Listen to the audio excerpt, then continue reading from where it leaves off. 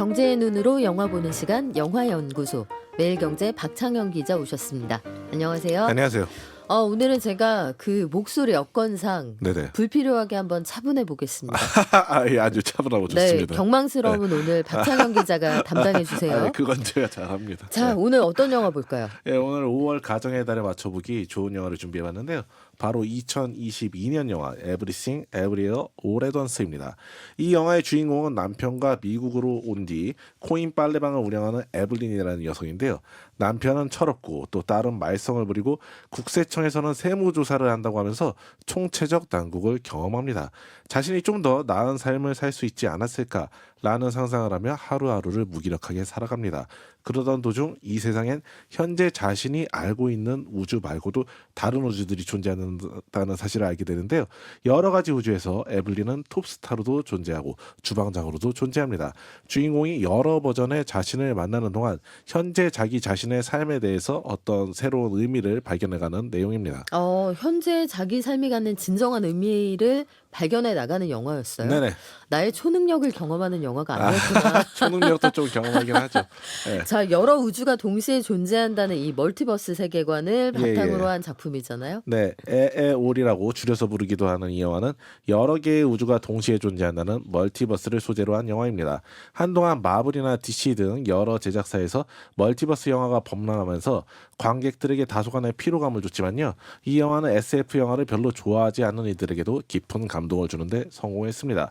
로버트 프루스트의 가지 않은 길을 SF 영화로 풀어냈다고 봐도 무리가 없을 것 같은데요. 평단에서도 호평을 받아 미국 아카데미 시상식 작품상, 여우주연상을 비롯해 유수 영화제에서 트로피를 휩쓸었습니다. 제작비의 6배에 달하는 약 2천억 원의 티켓 수입을 전 세계적으로 올리기도 했고요. 제작비가 되게 많이 들 것 같진 않았어요. 그렇죠. 뭐 예, 배경이나 이런 것들이 한정돼 있고. 네네. 근데 여기 배우들이 참 친숙한 배우가 많단 말이에요. 그렇죠. 경제와 관련해서는 그런데 어떤 얘기가 있을까요? 코인 빨래방? 네네. 에어홀에서 아하. 주인공 에블린은 코인 빨래방을 운영하는데요. 코인 빨래방은 남편과 함께 미국으로 이민 온 주인공이 어떤 중산층으로 자리 잡고 사는데 중요한 역할을 했습니다. 실제 미국은 코인 빨래방이 대중화된 나라로서 전국적으로 여전히 많은 사람이 이용하고 있는데요. 우리나라에서도 최근에는 그런 동네에서 개인이 운영하는 그런 세탁소보다는 이런 코인 빨래방이나 프랜차이즈형 빨래 세탁소가 더 각광을 받는 모양새입니다. 코인 빨래방의 현황을 함께 들여다보시고요. 아울러 이 영화에서는 주인공이 국세청 세무조사를 받게 되는 것이 갈등의 한 축이 됩니다. 주인공이 대단한 탈세 의지가 있어서 그랬던 건 아니고요. 자영업자로서 여러 가지 복잡한 세금 납부에 익숙해지지 못한 측면이 있었거든요. 최근 자영업자뿐 아니라 일반 직장인까지도 유튜브 등 엔잡러로 활동하며 부업 소득이 잡히면서 세금 신고를 소홀히 했다가는 자칫 가산세를 물게 되는 상황입니다. 이 때문에 최근에 스스로 세금 신고를 하기 어려워하는 사람들을 위해서 텍스테크 기업들이 성장하는 모양새인데요. 세금과 관련한 최근의 이슈들 함께 살펴보시겠습니다. 박창현 기자도 근로소득세도 내고 종합소득세도 내는 입장이 됐잖아요. 그렇죠. 그렇죠. 이번 달에 요 신고하셔야 되는데 영화 내용의 세금 이야기. 일단 내용을 좀 볼까요? 네, 홍콩 출신인 주인공 에블린은 어린 시절 아버지의 반대를 무릅쓰고 지금의 남편과 결혼해서 미국으로 이민을 왔습니다. 코인 빨래방을 운영하면서 예쁜 딸을 낳아 별탈 없이 잘 지내고 있었는데요. 어느 날부터 인생에 깊은 허무감을 느낍니다. 경제적으로 부족함 없이 그럭저럭 잘 살고 있다고는 하지만 자신의 원래 꿈과 별로 상관없는 일을 하고 있었기 때문이기도 하고요.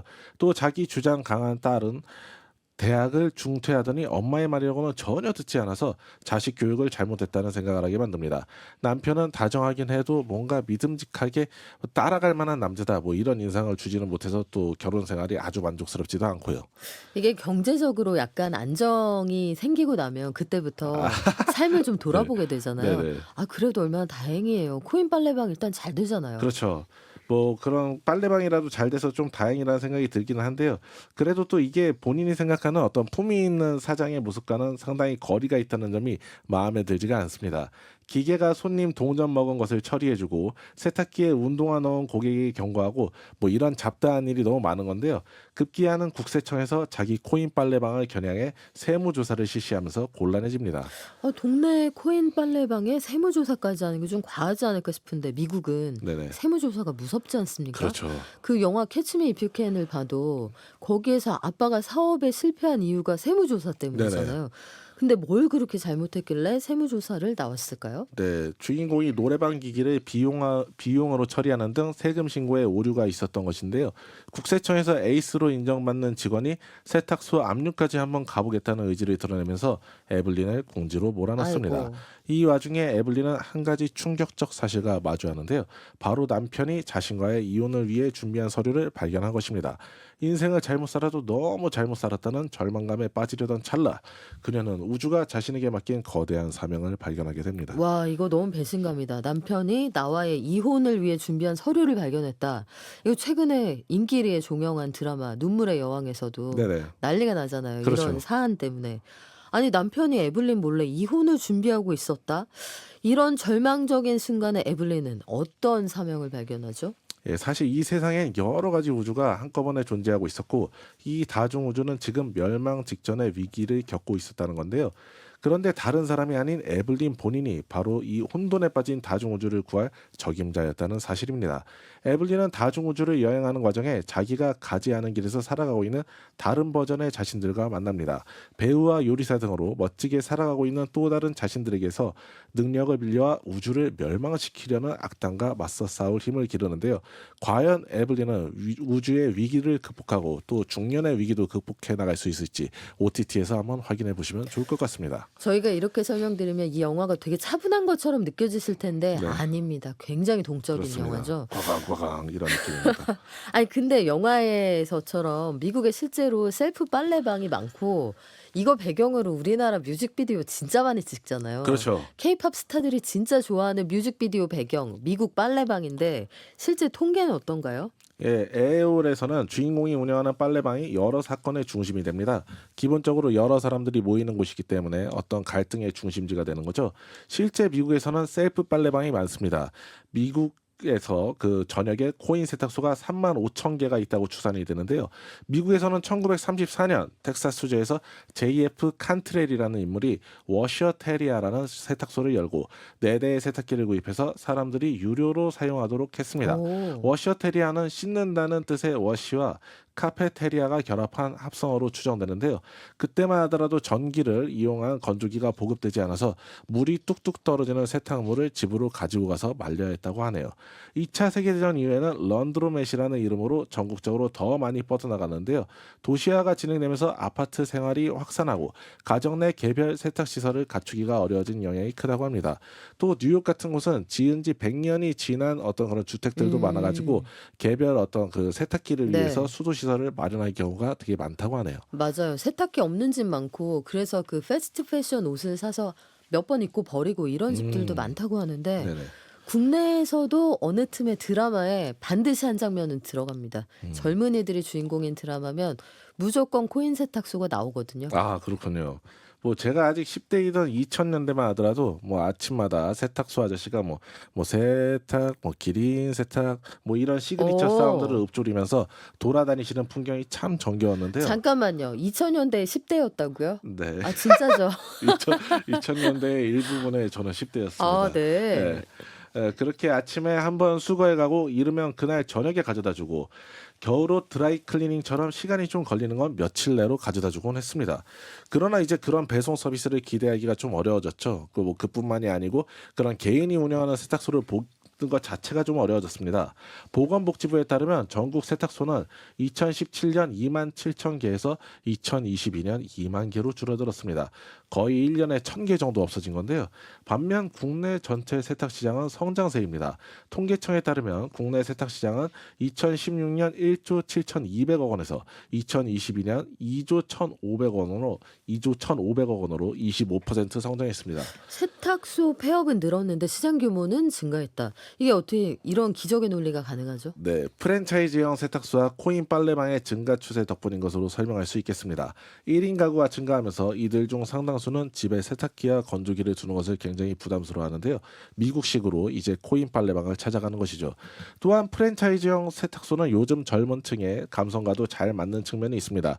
동네 세탁소가 뭐 한 10벌 정도 맡기면은 뭐 한 벌 정도는 서비스해 준다든지 뭐 이런 정겨운 측면이 있기는 하지만은 업주 개인과 관계를 관계를 맺는다는 좀 부담이 있긴 하거든요.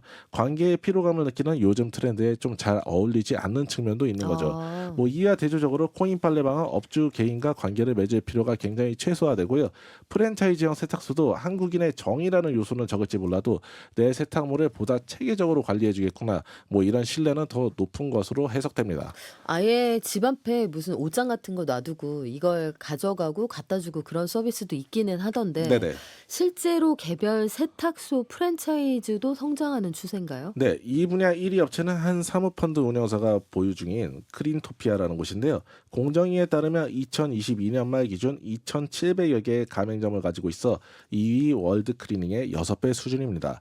지난해 매출은 960억 원으로 전년 대비 10% 넘게 성장했습니다. 이러한 세탁 업체들은 향후 국내 세탁 시장이 성장할 것으로 기대하고 있는데요. 의료, 호텔, 식음료 등 전문적인 유니폼 세탁이 필요한 곳으로 B2B 세탁 영역이 확장될 것으로 기대하기 때문입니다. 그래서 우리 아주 거친 구성으로 갑자기 영화 속 세탁소로 다시 들어가 보면 네. 영화 속 코인 빨래방이 국세청의 세무조사를 받게 되잖아요. 네네. 근데 뭘 그렇게 돈을 많이 벌었을까요, 여기에서? 네, 애월에서 현실 세계 에블린을 계속해서 괴롭히는 건 세금 문제인데요. 국세청 직원은 에블린이 비의도적으로 세금 납부해서 실수한 부분들을 문제 삼습니다. 실제 우리가 비의도적으로 세금 납부를 누락한 것도 탈세로 잡힐 수 있다는 점에서 많은 공감을 살 수 있는 대목인데요. 5월 종합소득세 납부의 달을 맞아 최근 곳곳에서 비의도적 탈세의 지뢰를 밟을 수 있다는 곡소리가 나오고 있습니다. 비의도적 탈세. 탈세는 보통 의도가 팍팍 가미돼 있지 않아요? 이건 무슨 뜻이에요? 그렇죠. 대표적으로 국세청은 최근 일정 규모 이상 수익을 낸 중고거래 서비스 이용자들에게 종합소득세 납부 안내문을 발송했다고 합니다. 아. 양대 중고거래 플랫폼으로 꼽히는 당근과 중고나라 이용자들이 종소세를 납부할 가능성이 대두된 건데요. 뭐 음. 중고거래까지 내가 세금을 내야 되냐, 뭐 이런 이용자들 항의가 나오지 않겠습니까? 이에 대해 국세청 관계자는 뭐 통화를 해보니까 중고거래를 네. 일종의 사업으로 하는 사업자를 가려내려는 작업이라고 설명했습니다. 우리가 거기서 뭐 티셔츠 5천 원에 팔고 그 정도는 괜찮은 거죠? 그것도 괜찮을 뿐만이 아니고 그 금액 자체가 그렇게 중요하지는 않다고 하더라고요. 어. 이를테면 굉장히 고가의 뭐 명품백을 본인이 그 중고 거래로 했다고 네. 해서 그거를 잡겠다는 게 아니고 그 반복적으로 사업적으로 이제 거래 하는 빈도? 뭐 전문적인 리셀러들을 한번 가려서 아. 이 세금이 새어나가는 부분들을 한번 메워보겠다 뭐 이런 의도라고 합니다. 그래서 혹시라도 본인이 거래한 것보다 조금 많이 이렇게 그 종합소득세 그 신고하게 됐다 뭐 하면은 그 정정 신고를 통해서 본인이 실제로 납부해야 될 부분만 납부할 수 있다고 합니다. 이건 생각을 못 했네요. 중고 거래는 요것도 그러니까 소위 업자가 누군지 가려내겠다 네네. 이런 얘긴데 유튜브를 통해서 소득을 올리는 회사원들도 요새는 꽤 많잖아요. 그렇죠. 여러 가지 직업을 가지고 있는 소위 엔잡러들은 어떻습니까? 네, 최근에는 유튜브 등 플랫폼을 통해서 개인이 자신의 끼를 발산하면서 기타 소득을 얻는 경우가 있는데요. 이렇게 부업을 통해 번 돈이 경비를 제외하고 1년간 300만 원을 넘어간다면 종소세 신고를 반드시 해야 합니다. 이를 빼먹고 신고하지 않으면 신고하지 않은 납부세액의 20%를 가산세로 내야 한다고 하니 주의하셔야 합니다. 근데 저도 경제부 기자를 오래 했지만 세금 문제는 계속 바뀌기도 하지만 네, 정말 어렵거든요. 그렇죠. 연말정산도 매년 하는데 매년 어렵잖아요. 네. 요런 것들을 도와주는 서비스가 그래서 많이 나왔죠? 그렇습니다. 복잡한 세무를 도와주는 기술을 텍스테크라고 부르는데요. 국내 텍스테크 시장의 주요 참여자들은 이 시장의 규모를 세금 환급액 기준으로 10조 원, 수수료 기준으로 3조 원으로 추정하고 있습니다.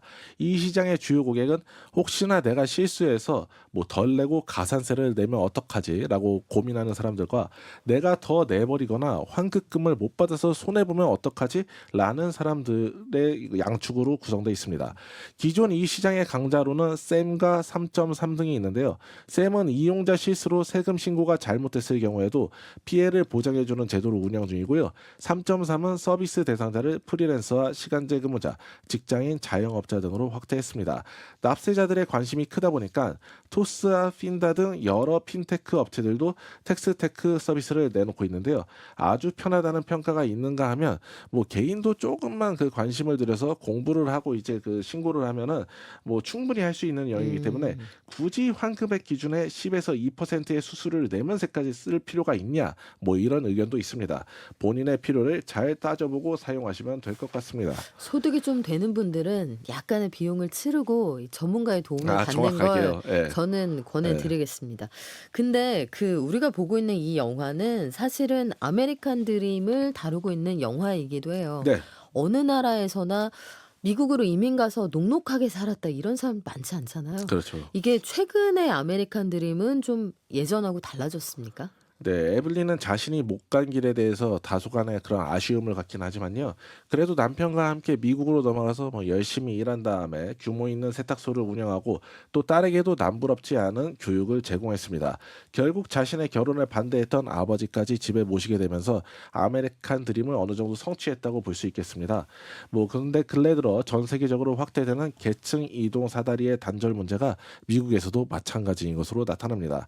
특히나 최근 미국에서는 고금리 상황이 지속되면서 저소득층의 아메리칸 드림 성취가 점점 어려워지고 있다는 분석이 나오는데요.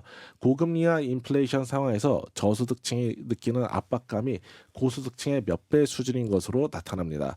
이 때문에 최근 미국 일간 뉴욕타임스는 학령기임에도 학교에 가지 못하고 뉴욕 지하철에서 사탕을 파는 이민자 어린이들의 실태를 아이고. 집중 조명하기도 했습니다. 네. 뉴욕 지하철에서 사탕을 파는 어린이들은 대부분 에콰도르 이민자로 나타나는데요.